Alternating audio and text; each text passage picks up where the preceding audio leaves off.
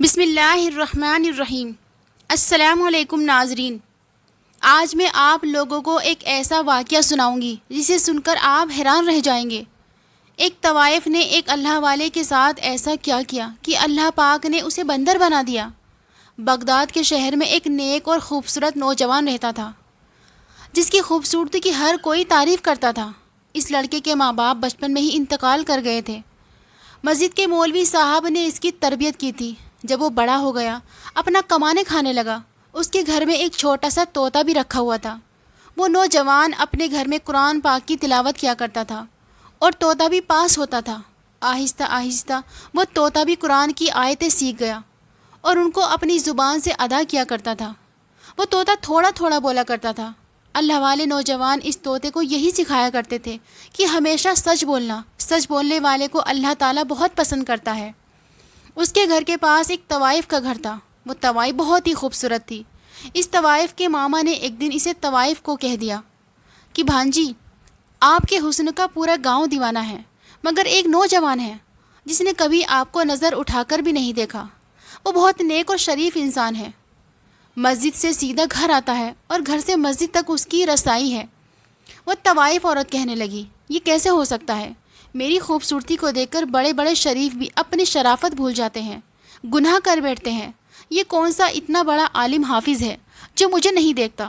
اس کی ملازموں نے کہا، آپ چاہو تو آزما کر دیکھ لو۔ اس نے کہا، ٹھیک ہے۔ اب اس طوائف نے اپنا بھیش بدلا اور ایک شریف لڑکی کے کپڑے پہن کر مسجد کے دروازے کے جا کر کھڑی ہو گئی تاکہ جب بھی وہ لڑکا آئے اس کو کسی نہ کسی بہانے سے بلا سکے، بہکا سکے۔ وہ لڑکا جب بھی نماز پڑھنے آتا، کبھی بھی نظر اٹھا کر اس کو نہیں دیکھتا، نظر جھکا کر مسجد میں جاتا اور نظر جھکا کر واپس اپنے گھر کو چلا آتا۔ اسی طرح دن گزرتے گئے، مگر اس لڑکے نے کبھی نظر اٹھا کر اس طوائف کی طرف نہیں دیکھا تھا۔ ایک دن وہ طوائف جان بوجھ کر زمین پر گر پڑی۔ اس نوجوان نے جب اس لڑکی کو زمین پر پڑے ہوئے دیکھا تو اس نوجوان نے سب سے پوچھا کہ یہ لڑکی کون ہے؟ وہاں کھڑے ہر انسان نے کہا، اس لڑکی کو ہم نہیں جانتے، کیونکہ اس طوائف نے اپنا بھیس بدلا ہوا تھا۔ وہاں کھڑے لوگوں نے کہا، یہ کسی غریب گھر کی لڑکی معلوم ہوتی ہے۔ نوجوان نے کہا، اس کو اٹھائے اور میرے گھر پہنچا دے۔ پھر لوگ اس لڑکی کو اٹھا کر اس لڑکے کے گھر لے گئے۔ لڑکی سوچنے لگی، میرا پہلا وار کامیاب ہو گیا، اب میں اس نوجوان کو، اس اللہ والے انسان کو آسانی سے بہکا سکتی ہوں، اور رات کی تنہائی میں بہکانا اور بھی آسان ہوگا۔ وہ لڑکا عشاء کی نماز پڑھنے مسجد میں گیا۔ وہ عورت اس کا انتظار کر رہی تھی۔ اس نے آ کر پوچھا، آپ کی طبیعت کیسی ہے؟ وہ بدکار عورت کمزوری کا بہانہ بنانے لگی اور آنکھوں ہی آنکھوں میں اپنا شیطانی حسن دکھانے لگی۔ اس بدکار عورت نے ہر طرح کے تیر چلائے، مگر وہ اللہ والے نوجوان کو اپنے جال میں پھنسانے میں کامیاب نہ ہوئی۔ وہ تھک ہار کر لیٹ گئی اور سوچنے لگی کہ ایک بوڑھا انسان بھی ہوتا تو وہ بھی میرے پیچھے آ جاتا۔ یہ پتہ نہیں کس مٹی کا بنا ہوا ہے، میرا کوئی اشارہ نہیں سمجھ رہا۔ اس اللہ والے نوجوان نے اس سے پوچھا، آپ کا اس دنیا میں کون ہے؟ ماں باپ کہاں ہیں؟ آپ کا گھر کہاں ہے؟ اس نے کہا، اس پوری دنیا میں میرا کوئی نہیں ہے، اور یہ کہہ کر وہ رونا شروع ہو گئی۔ اس اللہ والے نوجوان نے جب یہ سنا تو اس کو بہت دکھ ہوا اور اس کو کہنے لگا کہ آپ میرے لیے غیر محرم عورت ہیں اور آپ کا میرے ساتھ رہنا ٹھیک نہیں۔ اس بدکار عورت نے جب یہ سنا تو کہنے لگی، میں کہاں جاؤں گی؟ اس نوجوان نے کہا، آج رات آپ میرے ساتھ یہاں ٹھہر سکتی ہیں، مگر صبح آپ کو جانا ہی ہوگا۔ یہ بات سن کر بدکار عورت کہنے لگی کہ کس طرح اس سے گناہ کرواؤں، مگر پھر بھی وہ تھک ہار کر ہر طریقے سے میں ناکام رہی۔ صبح اس اللہ والے نوجوان نے مولانا صاحب سے مشورہ کیا کہ یہ غریب عورت میرے گھر میں رہ رہی ہے، میں بہت پریشان ہوں، کیا کروں؟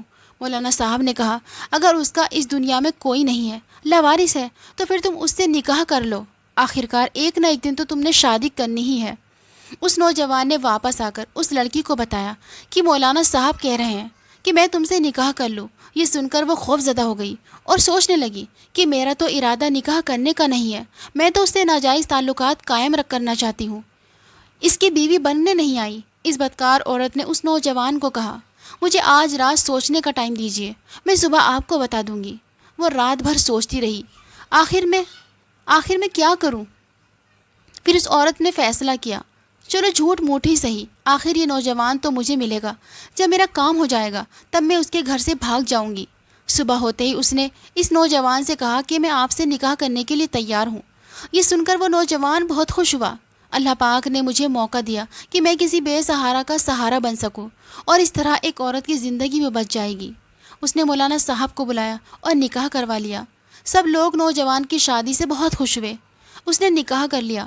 وہ نوجوان تو اللہ تعالیٰ کی عبادت کرنے والا تھا۔ کچھ دن گزرے، جب اس عورت کا اس اللہ والے سے دل بھر گیا تو وہ کہنے لگی کہ مجھے یہاں سے جانا چاہیے، میں یہاں کیسے رہ سکتی ہوں؟ اب تو میں اسی دنیا میں واپس جانا چاہتی ہوں، لیکن اس لڑکے کی نکاح میں ہوں، اس کی بیوی ہوں۔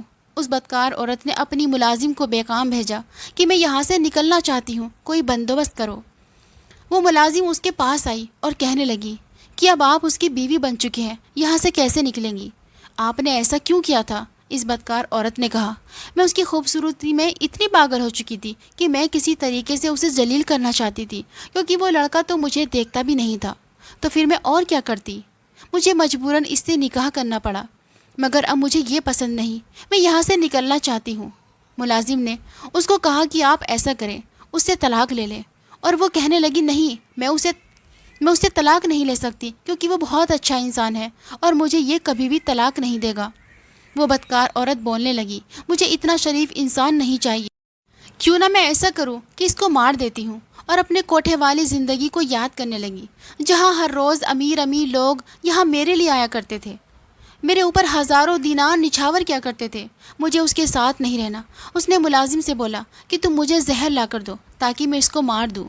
جب ملازم نے یہ سنا تو وہ ملازمہ زہر کا انتظام کرنے لگی۔ اس ملازم نے اس کو زہر لا کر دیا، اور جب رات کو اللہ والا نوجوان گھر آیا تو وہ بدکار عورت سچ سمجھ کر اس کے سامنے آئی اور کہنے لگی، میں ابھی آپ کے لیے کھانا لے کر آتی ہوں۔ جب وہ کھانا لینے گئی تو اس نے کھانے میں زہر ملا دیا۔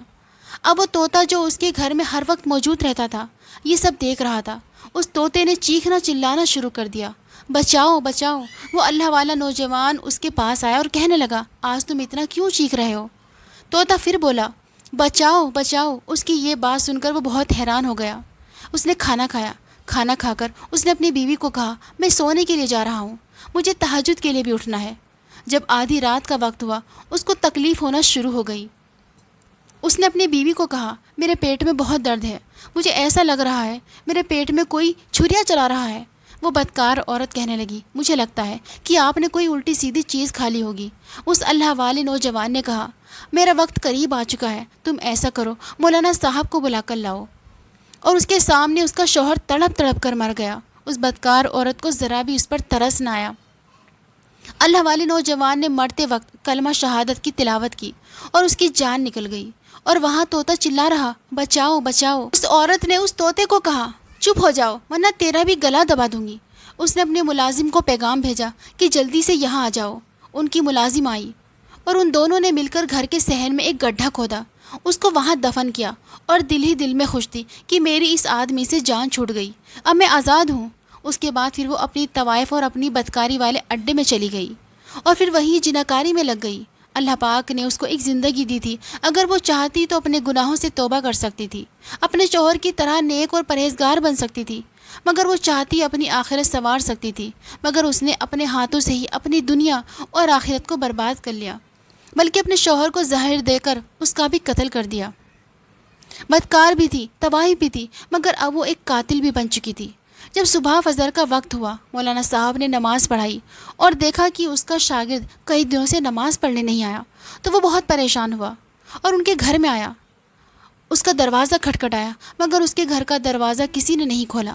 مولانا صاحب یہی سوچ رہے تھے، شاید وہ سو رہا ہوگا، مگر وہ یہ بھی سوچ رہے تھے کہ نماز تو میرا شاگرد کبھی نہیں چھوڑ سکتا۔ مولانا صاحب واپس چلے گئے۔ جب ظہر کا وقت ہوا اور دیکھا ابھی بھی اس کا شاگرد نماز پڑھنے نہیں آیا، انہوں نے کسی کو بھیجا، مگر اس نے بھی یہی کہا کہ وہ دروازہ نہیں کھول رہا ہے۔ شام تک یہی سلسلہ چلتا رہا۔ عشاء کے بعد مولانا صاحب نے سوچا مجھے خود جانا چاہیے۔ جب مولانا صاحب گئے، انہوں نے دروازہ کھٹکھٹایا، مگر کوئی بھی نہ آیا، مگر اندر سے طوطا چیخ رہا تھا، بچاؤ بچاؤ۔ مولانا صاحب سمجھ گئے کچھ تو گڑبڑ ہے۔ انہوں نے پورا محلہ اکٹھا کیا، دروازہ توڑا، اور جب دروازہ توڑ کر اندر داخل ہوئے تو دیکھا کہ گھر خالی تھا، سوائے اس طوطے کے۔ اس گھر میں اور کوئی نہ تھا، اور وہاں سب یہی سمجھ رہے تھے کہ میاں بیوی کہیں گھومنے گئے ہوئے ہیں۔ رات کو تہجد کا وقت ہوا۔ مولانا صاحب کو بے چینی محسوس ہونے لگی۔ انہوں نے اپنی بیوی سے کہا، مجھے ایسا لگتا ہے کہ میرا شاگرد تکلیف میں ہے، وہ کسی نہ کسی پریشانی میں ہے۔ ان کی بیوی نے کہا، ان کی نئی نئی شادی ہوئی ہے، ہو سکتا ہے میاں بیوی کہیں گھومنے گئے ہوں۔ مولانا صاحب نے کہا، وہ مجھے بنا بتائے نہیں جا سکتا۔ ان کی بیوی نے کہا، آپ پریشان نہ ہو، سو جائیں۔ مولانا صاحب اپنے بستر پر گئے اور سو گئے، مگر مولانا صاحب نے خواب میں دیکھا کہ اس کا شاگرد رو رہا ہے اور ان کے کپڑوں پر خون پڑا ہوا ہے۔ مولانا صاحب اٹھے اور خواب کا بیان اپنی بیوی کو سنایا۔ انہوں نے کہا، آپ بار بار سوچ رہے ہیں، اس لیے آپ کو ایسے خواب آ رہے ہیں۔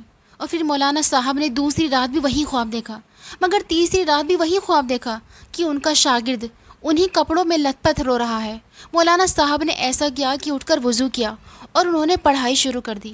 مولانا صاحب جیسے جیسے قرآن کی آیتیں پڑھ رہے تھے ویسے ویسے ان کا راز کھلتا جا رہا تھا، اور ان کو بتایا گیا کہ گھر کے صحن میں جا کر دیکھو۔ اب مولانا صاحب بہت پریشان تھے کہ مجھے اس کے گھر کا اشارہ کیوں مل رہا ہے۔ مولانا صاحب اپنے ساتھ محلے کے کچھ لوگوں کو لیے اس اللہ والے نوجوان کے گھر گئے، اور ان کو دیکھتے ہوئے وہ طوطا پھر سے چلانا شروع ہو گیا۔ جب زمین کو کھودا گیا تو وہ تڑپ کر رہ گئے، وہ سوچ بھی نہیں سکتے تھے کہ یہ ان کا پیارا شاگرد ان کو اس حالت میں ملے گا۔ ان کو کفن بھی نہیں دیا گیا۔ مولانا سوچنے لگے کہ کون ظالم ہے جس نے ان کو قتل کر دیا، اس طرح دفن کر دیا۔ مگر اللہ تعالیٰ کی قدرت دیکھیے، ان کی لاش ایسی تھی جیسے ان کو ابھی ابھی دفن کیا گیا ہو، ان کے چہرے سے نور چمک رہا تھا۔ ان کو دیکھتے ہی مولانا صاحب نے اپنا سر پکڑ لیا اور نیچے زمین پر بیٹھ کر رونے لگے۔ مولانا صاحب نے دیکھا کہ اس کی بیوی یہاں موجود نہیں ہے۔ انہوں نے سب سے پہلے اپنے شاگرد کا جنازہ پڑھایا اور اس کی دفینے کا انتظام کیا، اور سب لوگ اس بات سے پریشان تھے کہ آخر اس نوجوان کو مارا کس نے اس کو قتل کیا۔ مولانا صاحب اس کے گھر میں آئے اور اپنے شاگرد کو یاد کرتے ہوئے رونے لگے۔ مولانا صاحب کی درد بھری آواز وہاں موجود طوطا بڑی خاموشی سے سن رہا تھا۔ یہ لگ رہا تھا کہ وہ طوطا زندگی بھر نہیں بول پائے گا، مگر اللہ پاک نے اس طوطے کو بولنے کی توفیق عطا فرمائی۔